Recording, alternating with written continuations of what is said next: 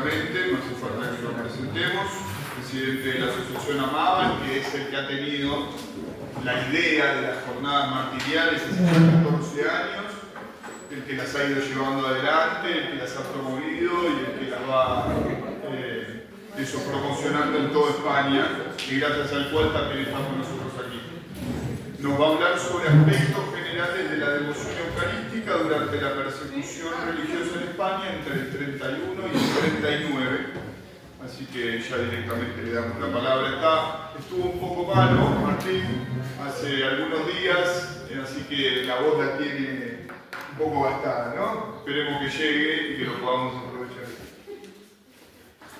Muchas gracias. El título de mi intervención es Aspectos de la devoción eucarística en la persecución religiosa en España de 1931 a 1939. Es decir, que esta comunicación se va a publicar en el blog de don Jorge López Ceulón, Religión y Libertad, o sea que cualquiera la podrá leer con toda clase de notas a pie de página, porque me gusta hacer las cosas de manera documentada. Abreviaré en función de que pueda seguir hablando o no, pero bueno, empezamos. La Iglesia vive de la Eucaristía, como nos recordó San Juan Pablo II. Cito: la Eucaristía, presencia salvadora de Jesús en la comunidad de los fieles y su alimento espiritual, es lo más precioso que la Iglesia puede tener en su caminar por la historia. Por eso es el centro y el culmen de la vida cristiana, y por eso el enemigo, siguiendo a los dictados del enemigo con mayúscula, pretende su profanación y no celebración del culto y de los sacramentos. Vamos a ofrecer algunos ejemplos, por un lado de la devoción eucarística y por otro lado de los ataques que sufrió durante la Segunda República Española, 1931-1939. Dos aspectos: cómo era la devoción y cómo se le atacaba. Primero, cumplimiento pascual en la diócesis de Barbastro. El primer dato es la ligera disminución que hubo en el cumplimiento pascual en la diócesis de Barbastro, actualmente Barbastro-Monzón, durante la Segunda República. Voy a analizar dos datos: el cumplimiento pascual, confesar como lugar por Pascua Florida, el cumplimiento pascual del año 1929 respecto al año 1934. Confrontar estos dos datos. Pues bien, en el año 1929 cumplieron en la diócesis el 86,75%. Ya me gustaría ahora. Mientras que en el año 1934 lo hicieron un 73,12%. Ha bajado 13 puntos en 5 años. Algo está sucediendo. Hay un retroceso. Vamos a verlo por arciprestazgos. En el arciprestazgo de Sobrarbe se pasa de un 91,45% de cumplimiento el año 1929 a un 57,74% en el año 34. Hay un descenso importantísimo, que se debe no solo a la construcción del pantano de Mediano y que llegaron muchos sobre los de fuera, sino a otras razones.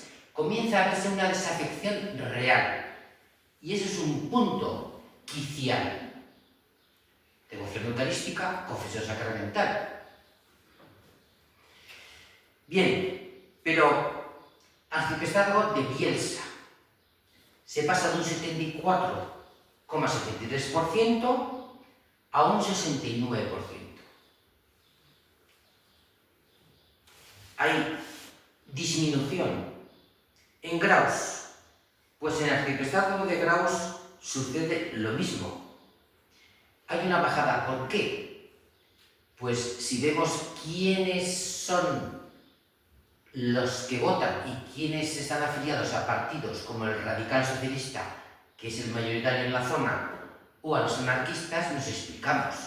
Ningún radical socialista, muchos de los cuales eran masones, cumplía con la Iglesia, o dejaron de hacerlo, y tampoco los anarquistas. Es lógico que, habiendo estos posicionamientos políticos, haya un desapego. También porque los que tengan cargos políticos tendrán a gala que yo como alcalde, mis hijos no hacen la primera comunión. Yo como alcalde no voy a misa los domingos. O sea, hacen política proactiva contraria a la Iglesia. Pero arciprestazgos como el de Pío, que tenían un cumplimiento pascual de un 95,74% en el 29, lo mantienen en el 93,82% en el año 34. Hay que decir que era el arciprestazgo más pequeño de la diócesis. No influía. Pero bueno, ya se ve que hay diferencias muy importantes. Como en un sitio se mantiene el 93% y en dos abajo ya el 56 o 57%. Es decir, algo está sucediendo. ¿Vale? Segundo, asistencia a misa y el cumplimiento pascual en la diócesis de Zaragoza. Esta es más grande. Vamos a ver qué pasa. La asistencia a misa se mantenía mayoritaria, pero decrecía en muchas localidades. Voy a citar fragmentos de cartas de los sacerdotes a la curia diocesana, comentando cosas que ellos vivían. O sea, no voy a inventarme nada. Don Jesús García, sacerdote de Villafranca de Campos, escribe en junio del año 36, junio. El día del Corpus asistieron a misa 7 hombres y 27 mujeres. Es la tónica. Pocos y en su mayoría mujeres. Sin embargo, había otras personas que eran de misa diaria. Por ejemplo, uno de Hija, Mariano Aguilar Espinosa, era de misa diaria, comulgaba, se confesaba regularmente y así lo escribió incluso públicamente, pero murió mártir, o quizás fue mártir por eso. Bien, en la localidad de Armillas, la quinta parte de los vecinos no cumplían con el precepto pascual, ni tampoco con el dominical. En Ayoza, en el año 1931, cumplieron 500 personas de 1.200 obligadas, un poco menos de la mitad. En Valpalmas, en el año 1961,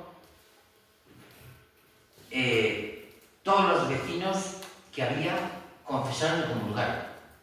Una excepción muy honrosa y nos da mucha alegría, pero era excepción, ya no era la norma. En Los Olmos, el año 1961, cumplieron por Pascua 183 de 420, menos de la mitad. El sacerdote Luco de Bordón llevaba a los pueblos, don Conversindo Lorenz escribía en noviembre del año 32. Tenía grandes problemas porque enseguida se iba a quedar sin asignación de culto y clero, sin ayuda económica. Entonces se llevó a los pueblos a ver cómo se comportan en los dos pueblos, porque cómo se mantiene el culto y cómo me mantengo yo si nadie me da nada. Leo la carta que escribe. Se trata de que en la parroquia Luco de Bordón, de 375 almas, aunque cuando tomé posesión de ella no se veía ningún espíritu religioso, hoy día, desde hace aproximadamente año y medio, con la República, más que un pueblo católico parece un pueblo de infieles, como lo demuestran que los días del precepto no hay más asistencia en la misa que 2 hombres, cuando vienen, que no son fijos, y unas 15 mujeres sin más jóvenes que una, y otros 6 o 7 niños de las escuelas. La señora maestra solo viene algunos domingos y el señor maestro no lo veo por la iglesia desde hace un año. La blasfemia y inmoralidades que antes se mantenían ocultas hoy se han hecho públicas en hombres. Pero en el otro pueblo. Bueno, cumple con Pascua 119. En la parroquia de Bordón, de 740 almas cumplen 280. Pero los días del precepto tengo en misa un número fijo por lo menos de 25 a 30 hombres, más de 80 mujeres, sin contar a los niños y niñas. Claro, al final podía tener casi 150 a 200 personas. No era mucho. ¿Y cuál es la razón? Dice, los maestros son católicos. Es importante porque en las localidades pequeñas, si tenían el maestro a favor, todo era más fácil. Y si tenían el maestro de la escuela en contra, ya durante la República están pasando mal. Bien. Digamos algo más. El domingo de Quasimodo del año 1965 hubo procesiones en Zaragoza para distribuir la Sagrada Comunión. Zaragoza, además de ser una gran ciudad, es mi localidad natal. Sí. Bueno, no pasa nada. Pero así, en las parroquias de Santa Engracia, sí, no les digo que era mi parroquia. Santa Cruz y la Magdalena. La procesión que se forma en el hospital provincial fue acompañada por la banda del hospicio.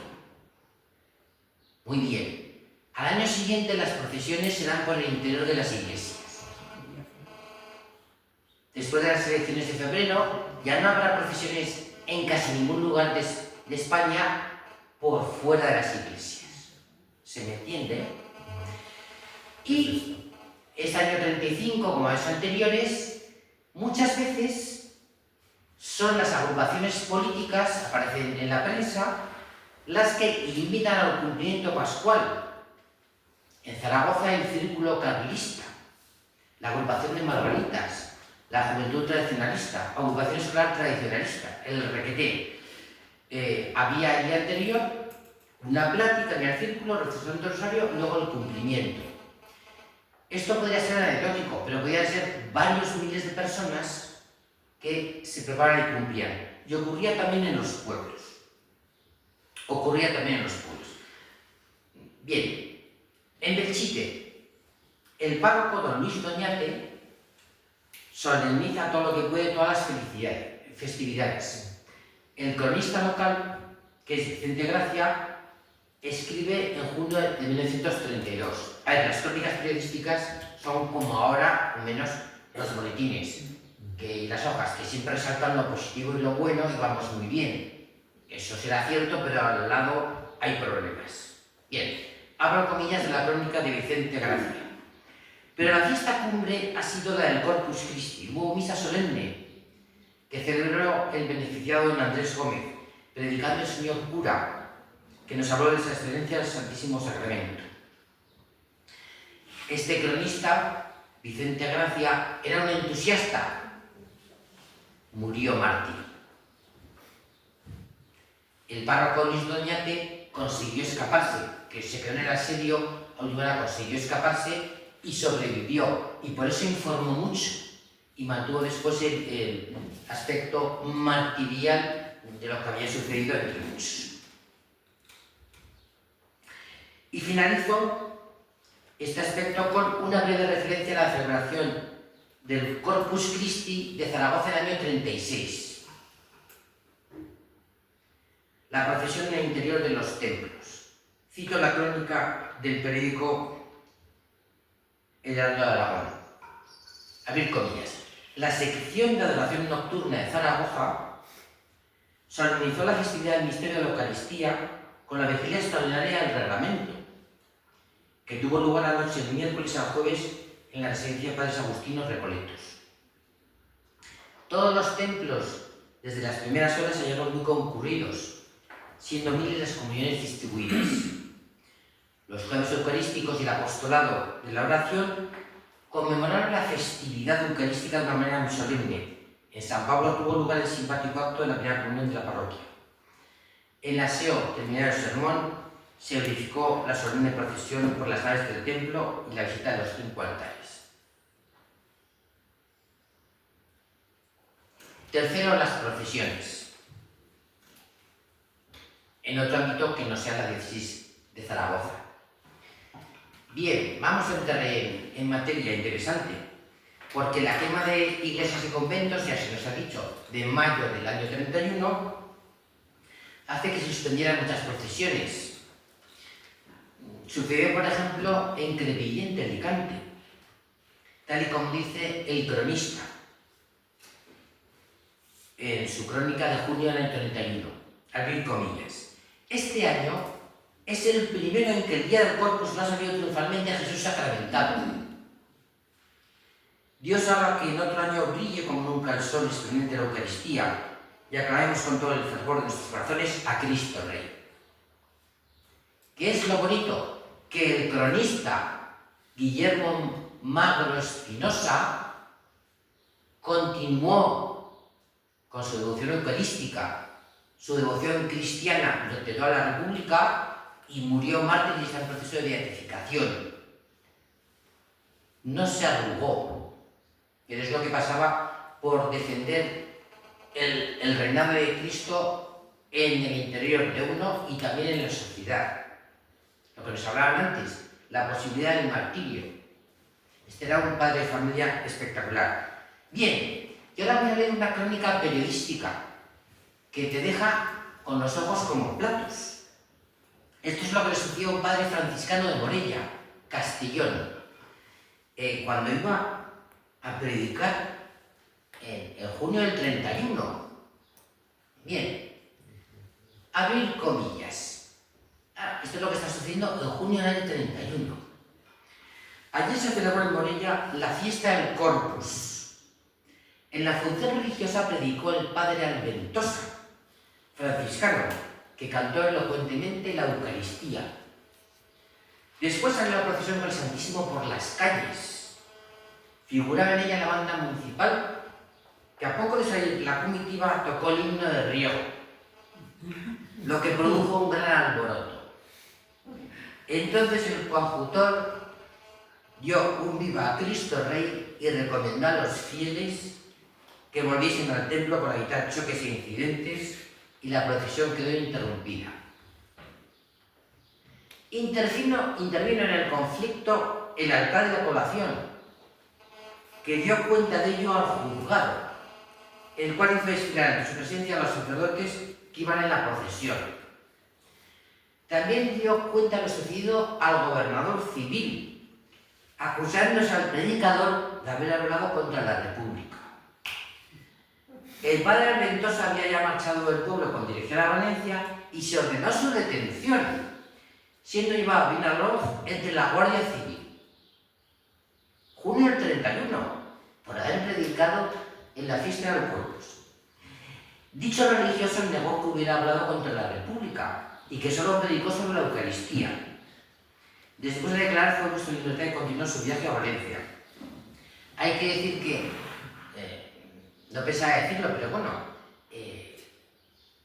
el gobernador en su interrogatorio al coadjutor de la parroquia le dijo que por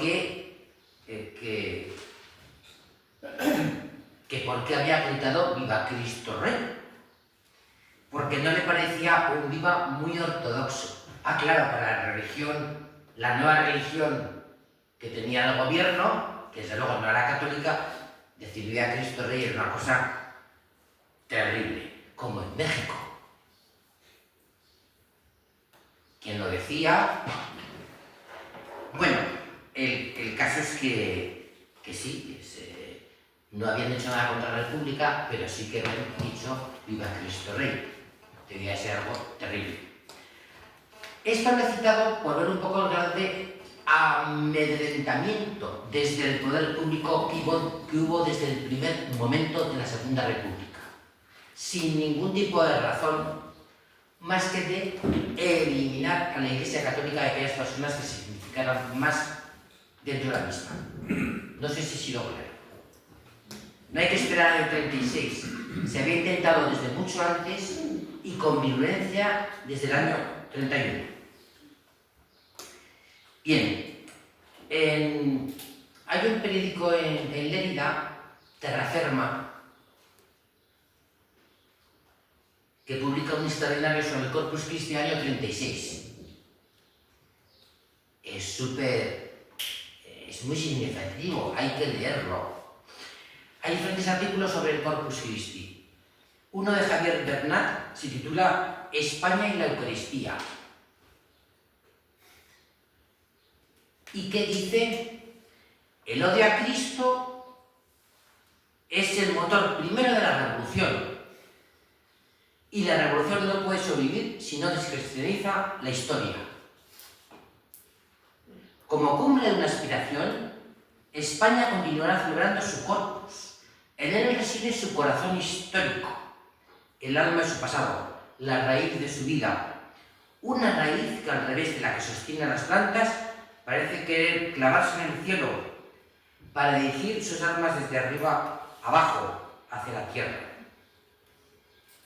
Se podrá estar de acuerdo o no, pero hay una gran claridad de ideas. Ojalá la tuviéramos ahora. Cuarto, salvar la Eucaristía. Los casos de la diócesis de Seu de Urgel y Barbastro. Bueno, esto primero, no sé si lo saben ustedes, relacionado a Seu de Urgel, el cura de un pueblo pequeñito, don Enrique Servat,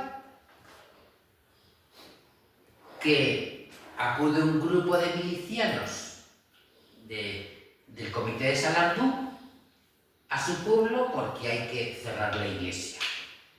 Él es amigo suyo, los conoce, le conocen.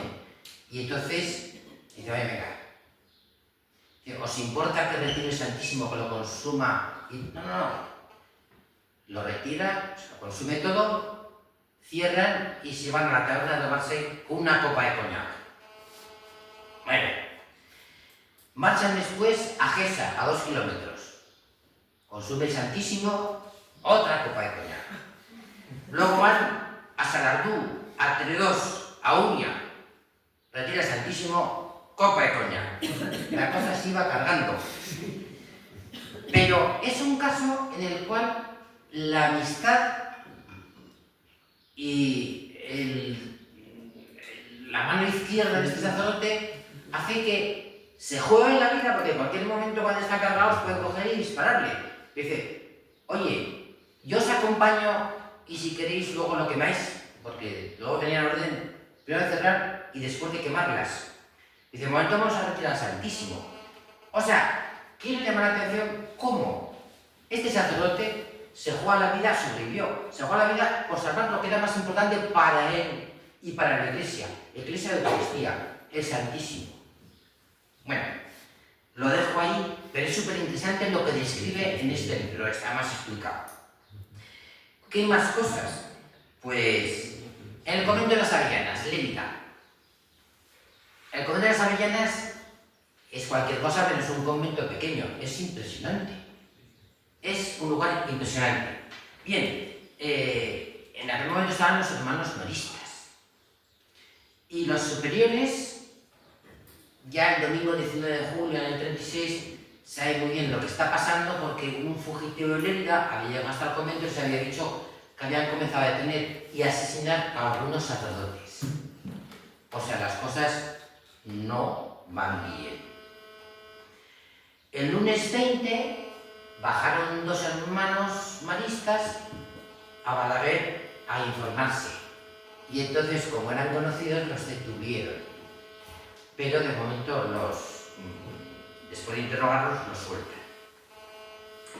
El caso es que cuando llega al convento, dicen lo que pasa, que se han detenido y los maristas salen fuera a las demasiadas personas. Bien, el martes 21 sube el médico del convento, que ahora era el nuevo alcalde. Resulta que el nuevo alcalde era el médico del convento. Que no es que fuera mala persona del todo, pero no quería mucho a la iglesia. Entonces ya les avisó de que iba a quedar incautado el convento por el comité y que iba a ser declarado hospital de sangre y que se quitaran esos trapos. Esos trapos me refiero Bueno, el caso es que es muy bonito porque hasta el último momento están celebrando la Santa Misa cuando ya no pueden, consumen la Sagrada Eucaristía y recuerda uno, el hermano Hipólito es el superior de la comunidad, que sobrevivió porque no era español, era francés, entonces lo respetaron. Dice, muy de mañana oímos la Santa Misa y recibimos la comunión. ¿Qué oraciones más fervorosas? Era la última misa a la que asistíamos. Para muchos, la última que oyeron antes de dar sus vidas por su jefe Jesucristo, que entonces la alimentaba con su cuerpo y sangre y les decía, nadie ama más que el que da la vida por sus amigos. Con silencio y calma, cada uno fue a hacer sus preparativos. Se evitó la despedida por no causar más pena y aumentar las emociones del momento. Pasamos a un ejemplo de entonces la diócesis de Lérida, Monzón, y actualmente la diócesis de Barbastro Monzón. Una niña, Isabel Delgado Otto, de 12 años, va el domingo 19 de julio a misa con sus padres y el sacerdote le dice al acabar, oye, he hablado con tus padres que llevaré la Eucaristía de reserva a tu casa. Por si acaso no sé qué nos matan, intentan profanar en la iglesia. Que se salve. Y después de misa, a la 1 de la mañana, a las 13 horas, la Santa Eucaristía está en su casa. Justo a unos metros estaba la sede de la CNT. Bueno, se salvó. Pero lo que quiero recordar es, ¿qué era lo importante para ese sacerdote? Murió mártir. Salvar la Eucaristía. Y esto es importante, que lo tengamos en cuenta, porque con la vida están diciendo qué es lo que importa. Tanto los que sobrevivieron como los que acabaron muriendo mártires. ¿Qué pasó en el pobrecito del Grado? Pues un pobrecito que está muy cerca de Santoreto de la ciudad. ¿Qué pasó?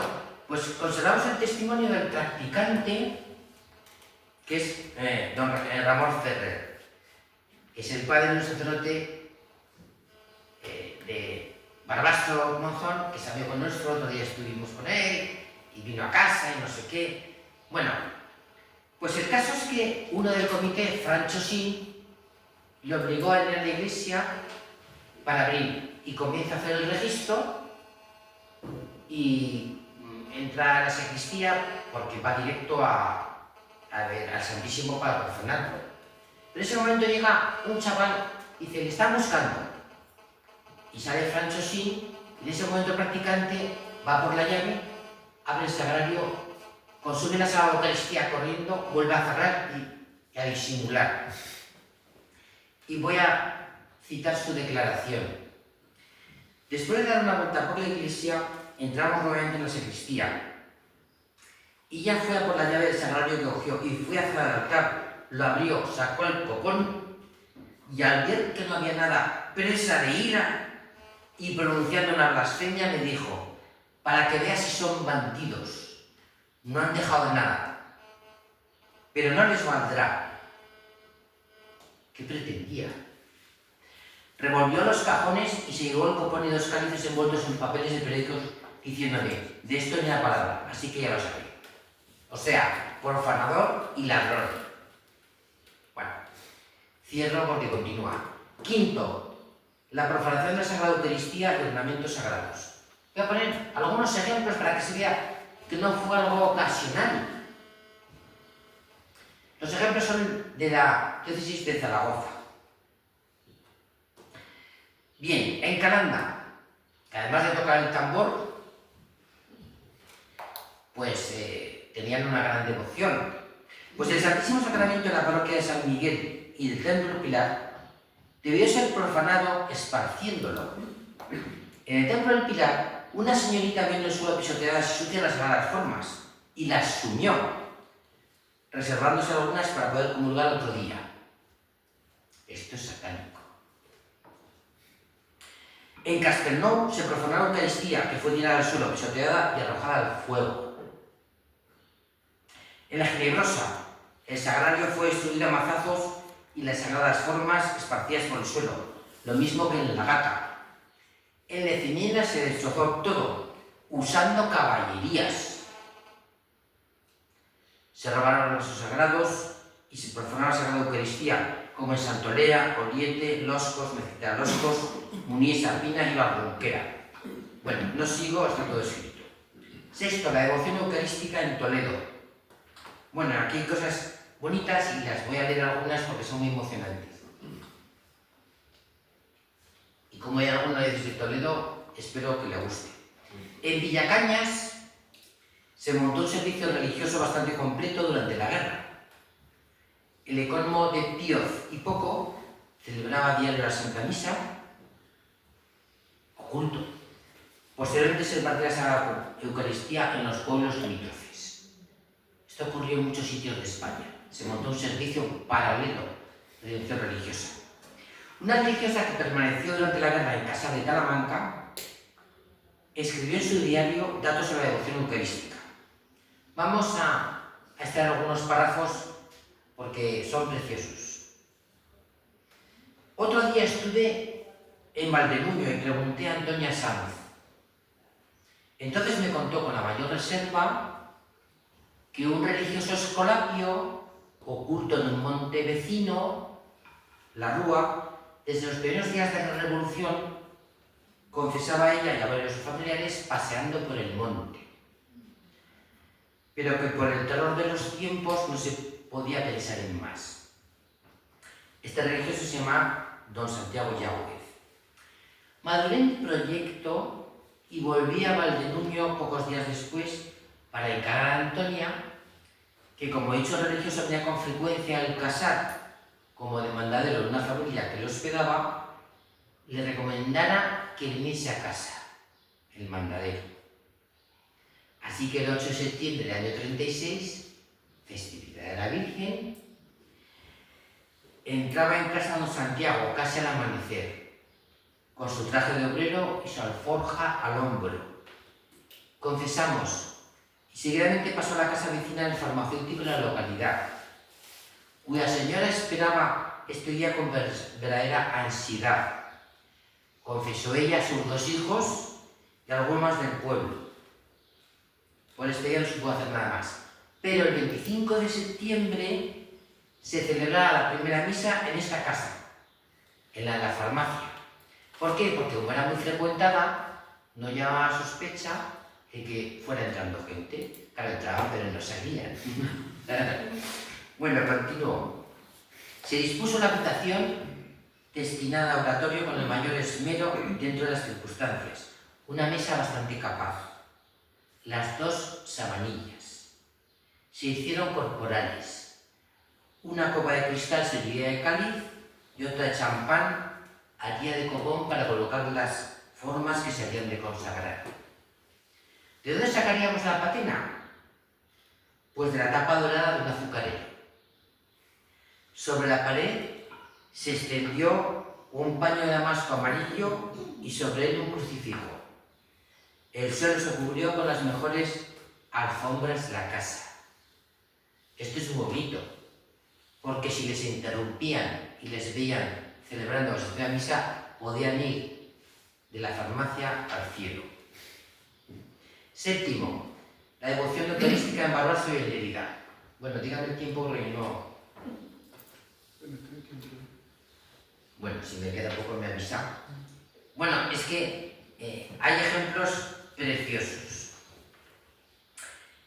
Voy a citar los de un estudiante en el monasterio del Puello, con los benedictinos del Puello, que es Plácido María Gil, que ha escrito 2 libros comentando cosas sobre los mártires del Puello y luego cómo lo vivió él.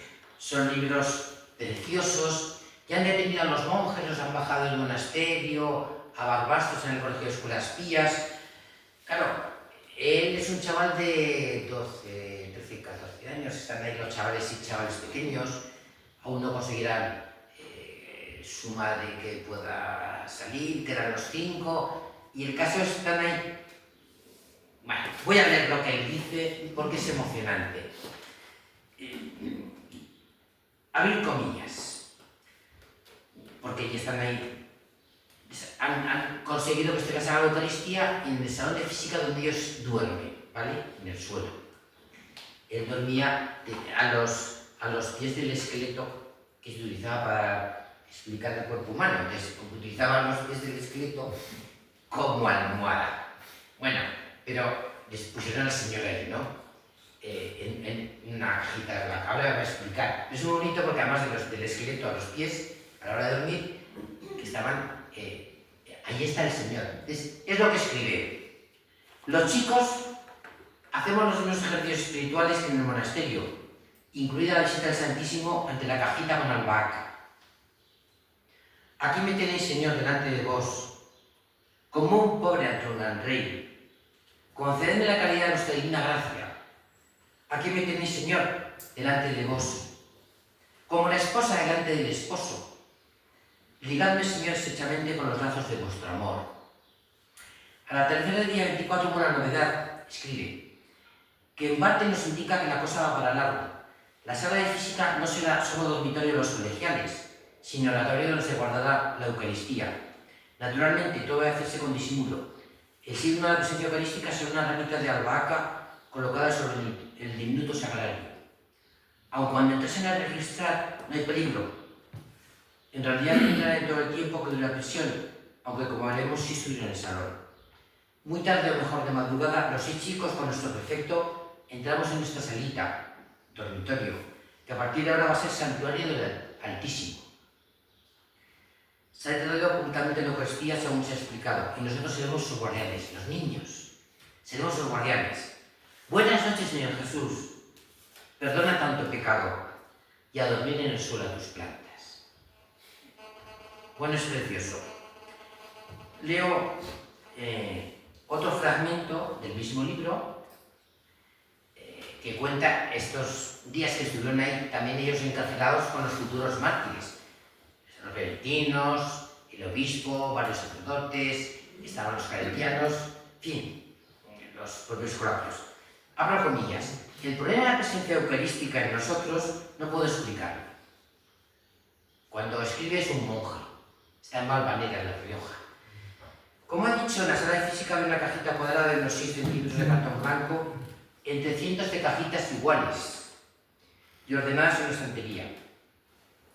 Para saber cuál de ellas contenía la selva eucarística que se cambiaba de sitio, se colocaba sobre ellas una ramita de albahaca. Así todos podían orar ante el Santísimo. Pero esta caja solamente contiene 4 o 5 formas consagradas. La comunión nos da en un vaso sagrado que contiene muchas formas, que se parten en varios trozos, a fin de que puedan durar más tiempo.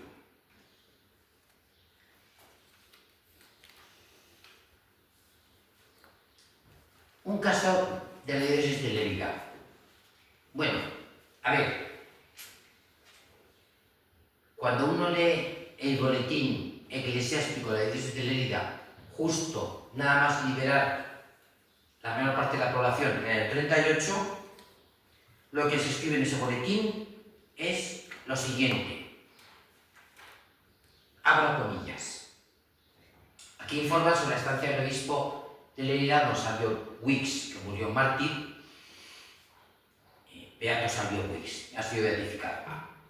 ¿Qué se decía en ese momento? Abro comillas. Sus compañeros de encarcelamiento sintieron grabarse hondamente sus corazones y hasta las piedras de la cárcel de Lleida deben tenerlos grabados por dentro los altos ejemplos de todas las virtudes cristianas del obispo, que humilde y sencillo no permitía ser relevado en los oficios más bajos, yendo por agua y haciéndolo todo como los demás presos, como un iluminado. Caritativo y generoso, distribuía siempre la comida que almas piadosas le traían, entre los recursos más necesitados, contentándose con el rancho que en la cárcel se servía. Valiente y apostólico, animaba a todos con sus palabras reconfortantes y sus hechos, ejerciendo decididamente los sagrados ministerios, confesando, predicando a grupos de fieles, distribuyendo la Sagrada Comunión en la que había sido capilla de la cárcel el 25 de julio, en la época en que la prisión de Lleida era un acto de terror, en que los milicianos rojos se pasaban el día y la noche apuntando con sus fusiles al preso que asomara al exterior. ¿Qué hace el obispo detenido en la cárcel,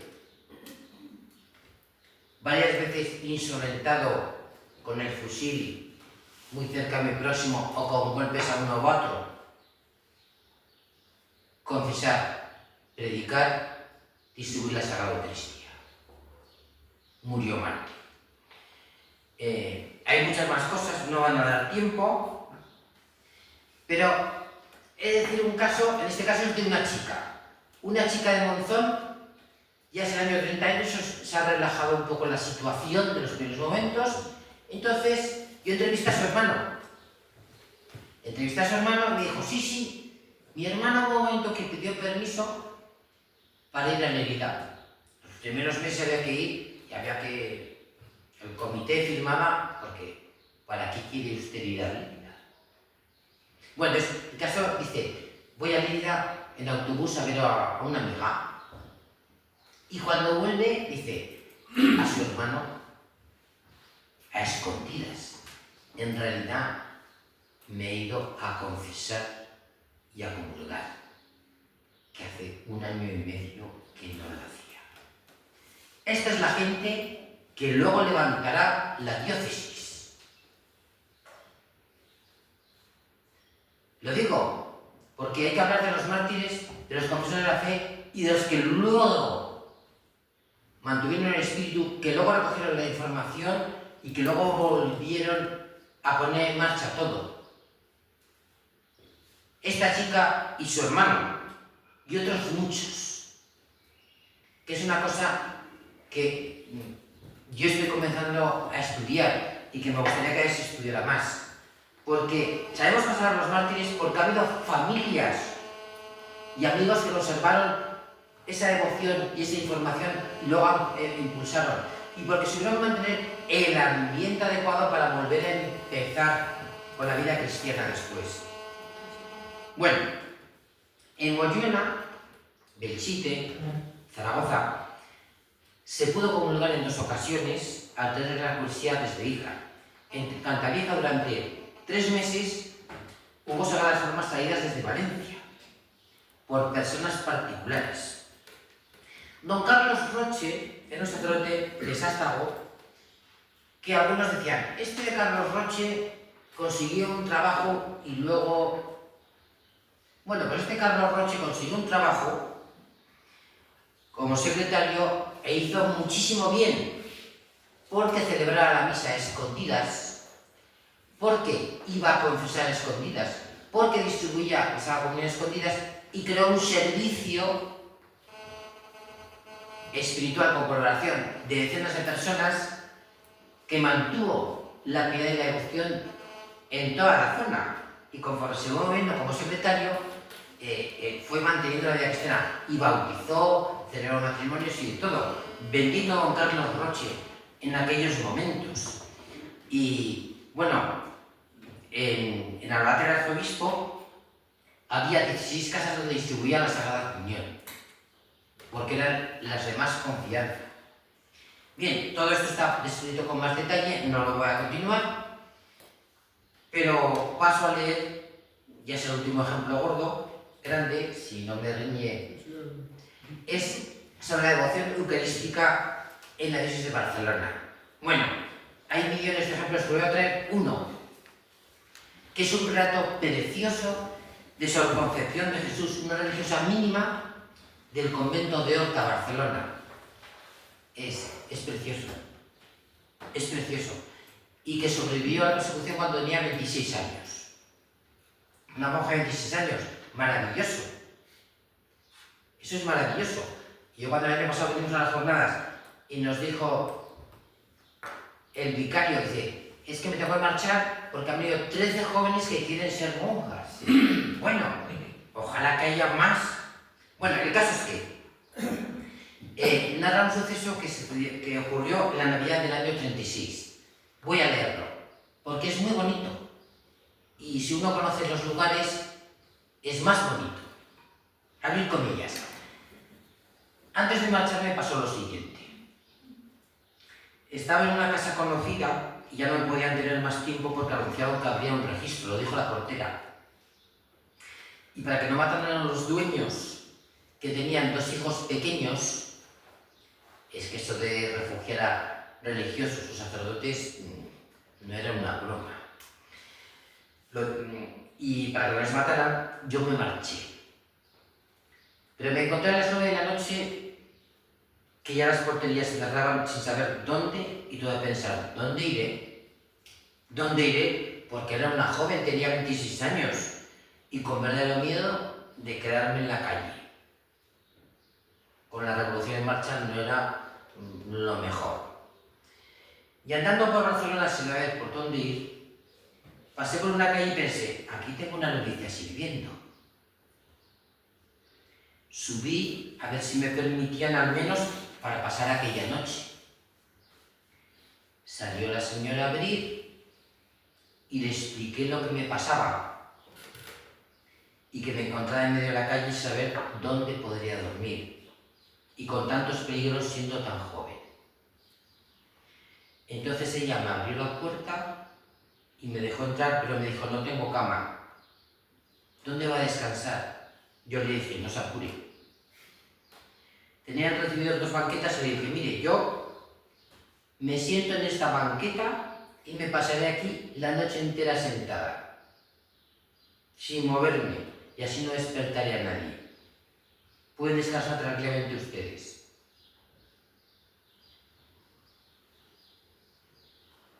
Como era casa de huéspedes, había ahí 4 sacerdotes, pero ella no lo sabía. Entonces, hacia las 10 de la noche, me dice la señora, ¿quiere usted cenar? Pero le dije, muchas gracias, pero no tengo ni ganas de cenar. Claro. Las han echado al convento, han detenido, han hecho... Me senté en una maqueta de aquellas y hasta las 11 menos cuarto vino la señora de nuevo y me dijo, ¿quiere usted pasar aquí al comedor? Que vamos a hacer una hora santa. Porque tengo 4 sacerdotes y vamos a tener la misa de gallo, pues era víspera de Navidad. Ahí va. Cuando me dijo esto, el corazón se me abrió de par en par. Y llena de alegría e ilusión, no había cenado, me pasé al comedor con ellos. Y allí hicimos la hora santa con el Señor expuesto. Pues uno de los sacerdotes sacó el portaviático con una forma consagrada y la puso en la mesa. Me hicieron sentar cerca, de tal manera que veía la sagrada forma y casi la podía tocar. Era tanta la alegría que sentía que no sabía ni lo que me pasaba. A las 12 empezó la misa. Y detrás otra y otra, hasta 4 misas. Cuando ya habían acabado, esto, claro, hay que tener en cuenta que en estas fechas habían asesinado a muchos y seguirán asesinando a muchos. O sea, esta misa, sí, puede ser de aquí al cielo. Cuando ya habían acabado todos, se marcharon a su habitación a descansar. Y yo me quedé con esa novicia. Entonces ella quería que me acostara yo en su cama y quedase ella en la banqueta, y dije que no. Porque es que no sabían lo que me pasaba de tanto agradecimiento al ver lo que había hecho aquella noche el Señor. Es precioso. Bueno, otro relato. Y acabo. Hay cientos de relatos de uno de lo que es la centralidad de Jesucristo, vivida por los confesores, por los mártires, por los supervivientes. Es muy bonito. Y también los ataques de los enemigos. Dice, había detenidos claretianos de Sabadell en la cárcel, y entonces escriben sobre ellos. No falta quien habla hasta de una tanta de ejercicios que había predicado el padre Casals y sus compañeros, en la cárcel. Y de la comunión que les habría llegado el primer viernes de septiembre, pocas horas antes de morir.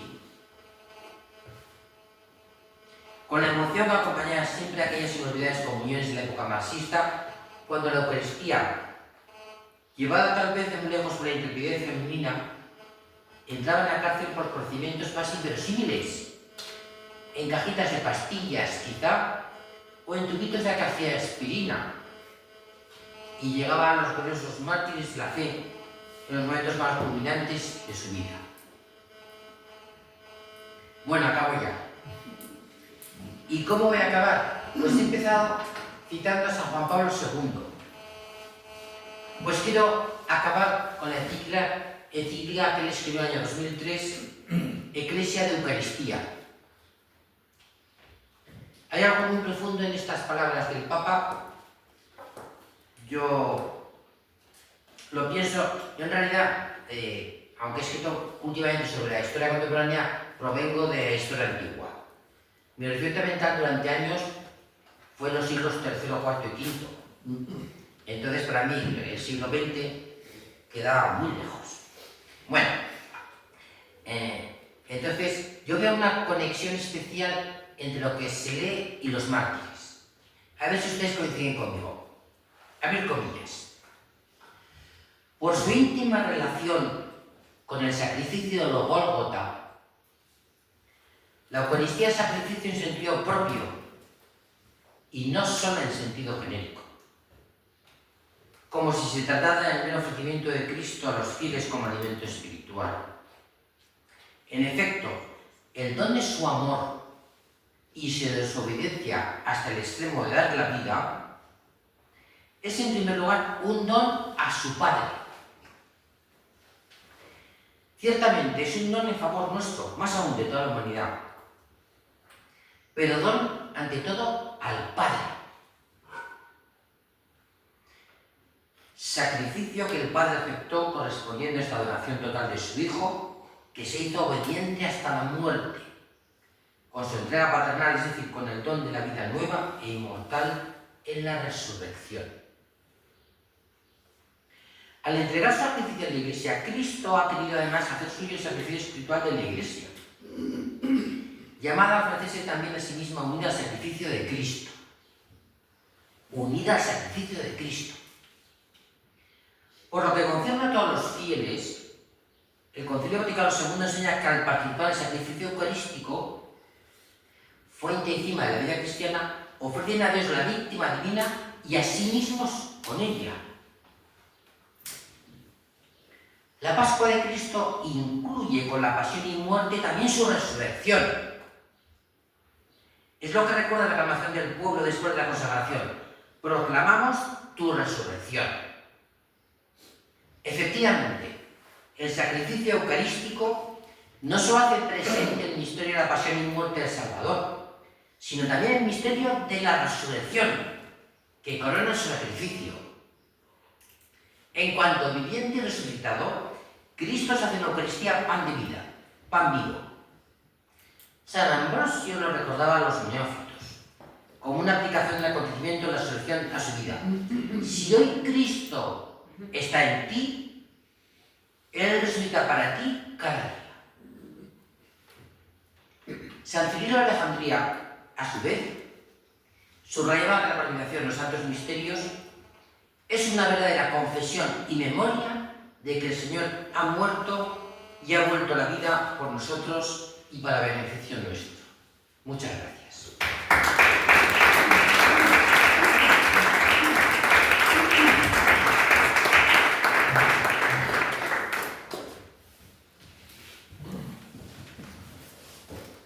Hay un rato para alguna pregunta.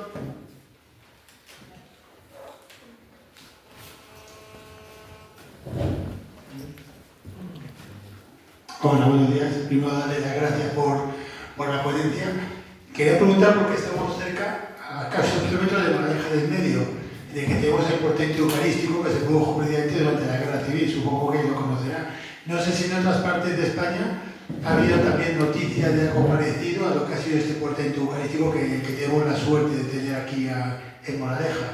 No sé si lo conoces, a lo mejor le hablo de... Explico un poco más. En Moraleja el periodo que ocurrió es que durante la Guerra Civil se habían consagrado las formas y cuando estaba en la zona republicana el sacerdote guardó las formas, las sacó del sagrario y se le dejó a una vecina de la localidad. La vecina de la localidad la llevó a su casa y ante la proximidad también de las tropas republicanas, de las tropas revolucionarias, para evitar que cayera en sus manos, lo que hicieron era ir pasando por las casas del pueblo, escondiendo el cáliz, escondiendo el copón, para evitar que lo profanaran. Y finalmente lo pudieron guardar en un establo, en unas vigas, ahí escondido, también con la inocencia muy bonita de que durante toda la guerra estuvo allí con una velita puesta encendida porque no podían dejar la sagrada forma sola sin tener su velita encendida. No pasó nada, no lo descubrieron y terminó la guerra y no hubo ningún muerto en el pueblo de Moraleja. Bueno, esas formas se han mantenido perfectas. El último que ha comulgado para probar, para dar constancia de ella, ha sido nuestro obispo don Ginés, antes lo hizo nuestro obispo don Joaquín, crujen y los dos certifican que están en perfecto estado y esto fue en el año 36. El copón en el que estaban se había oxidado, estaba en pésimas condiciones, pero sin embargo las formas se han conservado. Entonces no sé si en otra localidad de España hay algo parecido de este portento tan Yo creo que hay 2 o 3 ejemplos más, pero me parece que tal y como lo contó C, con esos aspectos de perdurabilidad y habido culto de alguna forma, yo creo que es prácticamente único.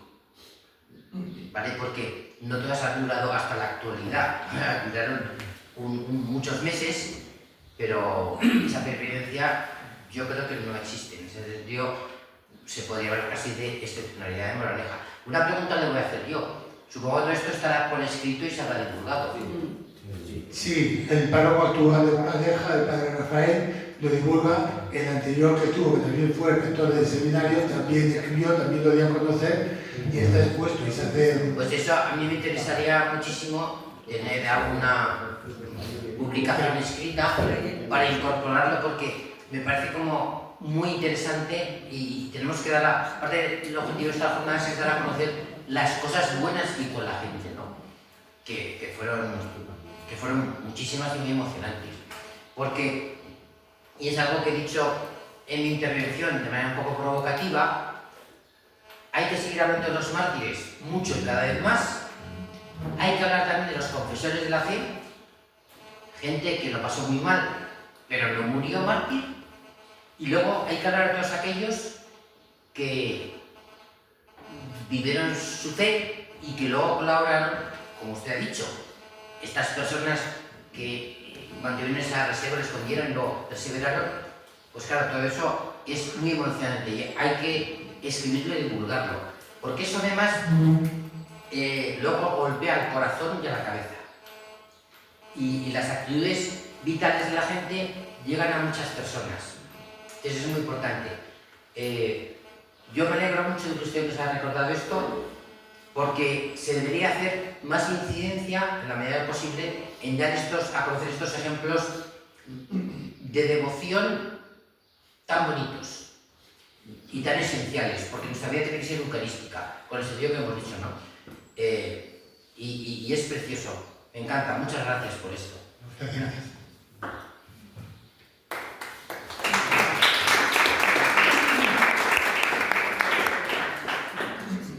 Sí, una pregunta más. Sí. Bueno, muchísimas gracias por la ponencia. Como se ha centrado mucho en la zona de Zaragoza, quería preguntarle, porque no lo sé, ¿qué pasó con los corporales de Daroca? ¿Los mantuvieron, los sagrados corporales de Daroca? ¿Cómo fue? Si sabe, si nos lo puede contar. Claro, Es que no sé. como bien dice Jorge, Daroca cayó en zona nacional, entonces no se tocó. Y claro, he hecho una mención de Seu Urgel, cómo se iba En muchos lugares se pudo salvar la Eucaristía. Hay ejemplos muy emocionantes de cómo. Y luego, a ver, hay que distinguir, porque hubo autoridades y comités que fueron perseguidores con odio satánico, y hubo autoridades y comités que no lo fueron. Por ejemplo, en pueblos pequeños que había la obligación de nombrar un comité, pues hubo personas que formaban parte del comité y que hicieron todo el bien que pudieron, ¿vale? Y entonces, algunos de ellos hicieron cosas muy buenas y se jugaron el tipo, ¿vale? Y cuando digo que pudieron, es porque en ocasiones intentaron evitar cosas malas y la tercera o cuarta vez que les ponían un fusil en el pecho, pues no dieron. Pero bueno, que hubo de todo. En Daroca no se profanó porque cayó el Centro Nacional. Bueno, hacemos ahora un receso. Hay para aquí bajo la escalera, salimos del seminario, abajo de la escalera hay un